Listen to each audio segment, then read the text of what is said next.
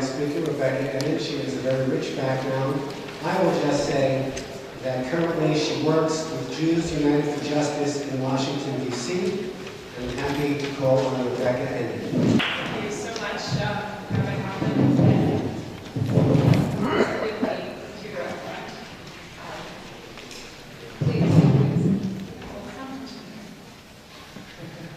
I have a background in theater as well, so I guess I'm already seeing things. So thank you so much for the introduction, Rabbi Hoffman, and especially thank you to Sandy. What's your name? Hi. Sandy's amazing. I've been on the phone with her many times. And to all my teachers and my colleagues in this work, some of whom are here, especially for Rabbi Tucker, who is an amazing teacher of mine. And I'm also just very grateful to Hashem for my life and for bringing me here to speak to you today. I want to tell you a little bit about my rich background. Unfortunately, I wasn't rich growing up. But I was raised, I'm a matrilineal Jew. I was raised in two households, my Jewish mother's household and my Catholic father's household. My mother is the child of immigrants in Brooklyn, and my father is a Midwestern Irish Catholic from Michigan. Both my parents really fled their childhood families and religions and had very little interest in raising me in any faith, but both of them are also quite unassimilated and had very strong ethnic consciousness. So I identified for a long time as half Jewish and half Catholic, until a lot of Jewish people kept telling me throughout my childhood that there was no such thing and that wasn't possible. And around that same time, I was about 11, I started identifying religiously as a Jew. And another important thing to know about me is that when I was a young person, I was extremely sentimental, and I was very spiritual, and I really liked ritual, and I talked to God in a kind of "Are you there, God? It's me, Rebecca" kind of way. So that was sort of I was always going to be a religious person, and when I decided to be a Jew, it was just pretty clear to me what I was going to choose at that point.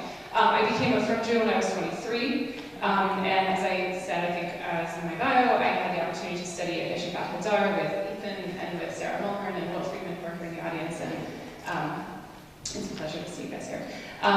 So I was there for 2 sessions, and that's how I ended up here. I'm going to ask a few questions, and I just want people to raise their hands in the answer to these questions. You don't have to if you don't want to identify yourself, that's fine. But I just so I have a sense of who's here. Who's an AJR student or faculty? Okay. Who identifies as religious? Who identifies as secular? You can do both, it's okay. People who identify as, in a specific denomination, you don't have to say which one, just a denomination. Okay, cool. And, traditional, that's the word you use. Egalitarian.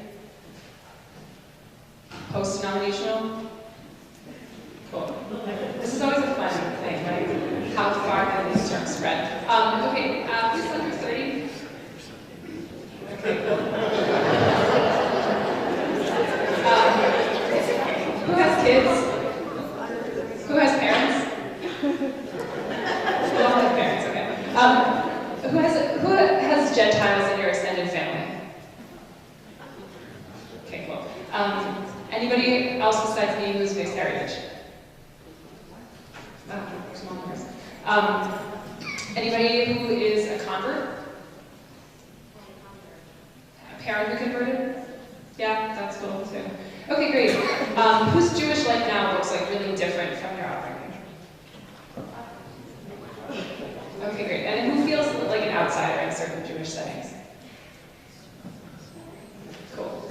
Okay, so I'll say, I feel like I have 2 audiences here. It was neat to see you all as in the room, but when I was thinking about this talk, I kind of felt like I have 2 sort of audiences and 2 roles. There's a lot more, but maybe for pigeonholing you. The first role that I have is to present kind of an accurate picture for people who aren't mixed heritage.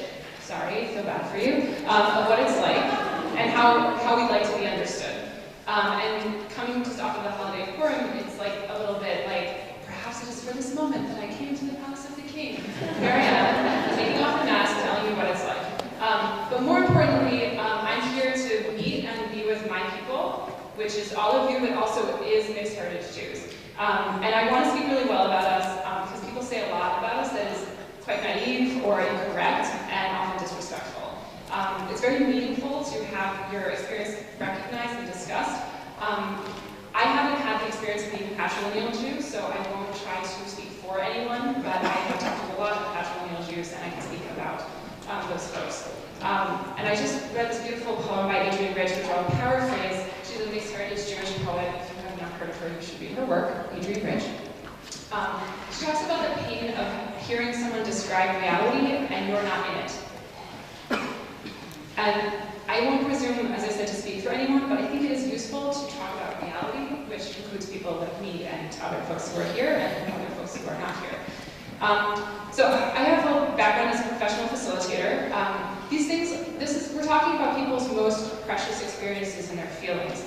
This is who they are, where they come from, what they learned, what they really hold to be true, what they love. This topic goes to existential fears. What's going to happen to the Jewish community? Are we losing our people? Are we losing our history, our culture, our traditions? It can be very emotional. So certainly during my talk and during this whole day, I really encourage you to notice where something is really upsetting or off-putting, where you're not comfortable, and ask yourself not why am I uncomfortable, but what would it take for me to be comfortable with this? Because that's what we need, is to be able to get comfortable with things that are unfamiliar to us. And I mean that on all sides, for sure. So, reality, number one. There is no pluralistic solution to the question of who's a Jew. Sorry.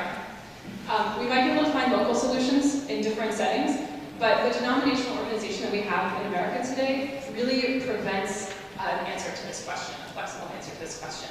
We just can take it off the table. Because for some denominations, other people's standards are just not up to their standards, their conversions aren't acceptable, so on, their marriages aren't acceptable. It's off the table. Sure, I'm sorry. Too fast? Sorry, everybody. This is what I do. I'm going to get through 5 pages of notes. Sorry. The current denominational structure that we have takes a truly pluralistic and sort of one-size-fits-all solution to who is a Jew off the table. And that's not only because the people who we think of as being more frum or more sharp or more mafia or whatever are making problems for the rest of us. It's actually, if you look at sort of the way that, for example, the reform movement requires that people be brought up with appropriate and timely identifications with the Jewish faith, which means if you have 2 Jewish parents, I don't know if they actually go this far, but technically, if you have 2 Jewish parents and you grew up with no Jewish consciousness at all, you're not really a Jew. I don't think that's how it works in practice for them, because I think it's true that if you have 2 Jewish parents, people are not going to fight with you about it, but if you have 1 Jewish parent and you don't have this type of identification and knowledge, you're going to be in trouble. And that is in some ways much more machmir than an Orthodox position that if your mother is Jewish, you're Jewish no matter what else happens. So I really appreciated the introduction to pluralism that Dr. Krauser gave. People here are experts. My definition, at least for the way that I'm going to talk today, firstly, the hope that people who have different Jewish identities and practices can come together for various purposes, from the most immediate and local to the most lasting and permanent. So that includes having a minyan, just one time in somebody's house, creating a synagogue, or perhaps building a state. Secondly, the development of ways of thinking and acting that allow that diverse group to be and act together. No community is entirely pluralistic or not pluralistic. Everybody has something that's totally out of bounds and something that's flexible. If you haven't read, there's a blogger, his name is Ben Dreyfus, and he blogs under Marabu. If you haven't read his series on Hilchot pluralism, it's about different types of pluralism, and I highly recommend it. So that's on a kind of a society level, coming up with a policy that allows for diversity and respects it. The individual level is different. We can be profoundly unpluralistic. I'm in a community of lovely people who I love being with, but they're doing it all wrong. Everybody's wrong in their lives. And that is kind of a challenging place to stick yourself. Even more challenging is to take pluralism as a spiritual practice, where you would cultivate a belief in the validity of other people's beliefs. I would not do that, but I really think it's fine for them. I really accept the way that they're living their life. That's not the same as relativism. That would be whatever, they're value judgments. But kind of a noting of what is the width of the realm that you think is acceptable and that you would value. So why is it good? It makes for a good conversation, for sure. It makes for a great rabbinical school and a rich community life. And it's important to make Jewish communities places where people feel they belong, and they can grow and learn, and can relate to God and raise young people. So I don't have to preach about pluralism too, but just a little bit. So how can you tell if it's working? Are we creating settings where people can really practice and learn and act and grow? So people have to feel safe, they have to feel accepted, like a valid and a wanted member of the group, without having to actually be the same as everybody else. And there's this famous story about Zuzia is dying, he's on his deathbed, and he's crying because he says, I wasn't Moshe Rabbeinu. And the voice says, no, you were supposed to be Zuzia, you're not supposed to be Moshe Rabbeinu. And that's actually not a story about how he wasn't good enough to be Moshe Rabbeinu, it's actually that each person has their own value. But this sometimes leads to the idea of people should feel safe and accepted in a community leads to the idea that we're going to welcome them. Let's welcome some new people to the community. And that already assumes a kind of us and them that we could recognize when they come to our community. But maybe they are already here and they are us. It's amazing to me, just personally, how many mixed heritage Jews are totally silent about this aspect and are not out as mixed heritage people. When I was in Yeshiva Hadar in the year program, a quarter to a third of the students were mixed heritage, and it was it took me months to figure out who all the people were. And sometimes you can figure last names and whatever, but it's hard to tell. In my old shul in Philadelphia, where I used to live, about half of the people of all ages, not just people in their 20s and 30s, were mixed heritage. So that's called passing, when you're hiding a little bit about who you are. And I think people are familiar from the gay community, the queer community, what it looks like when you can't be out, and that being out is a positive value in that community. So part of the discomfort for people who are passing, for people whose identity is not fully accepted, comes from the desire to be accepted, right? And then on the other hand, the resentment of why should anybody have to accept me in the first place? I'm here, I'm myself, deal with it.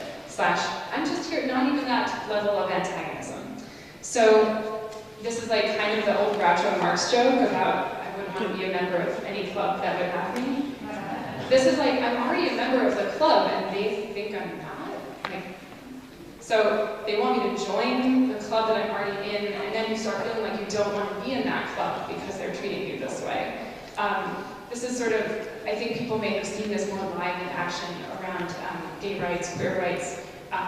When gay people wanted to be accepted to JTS, to conservative rabbinical school, there was this huge push to say welcome us, accept us, allow us. And on the other hand, a huge rage that people would even, in the 21st century need to fight for this when queer rights have been fought in so many battlegrounds in so many places. I'm going to read you a quote from a Patrilineal Jew that I think really exemplifies this. He says, I'm a Jew, it's in my heart. I feel I'm just as much a Jew as anyone else. Would I go through a conversion? No. It would be like admitting I was not a Jew. It would be denying my roots, my identity, my entire life.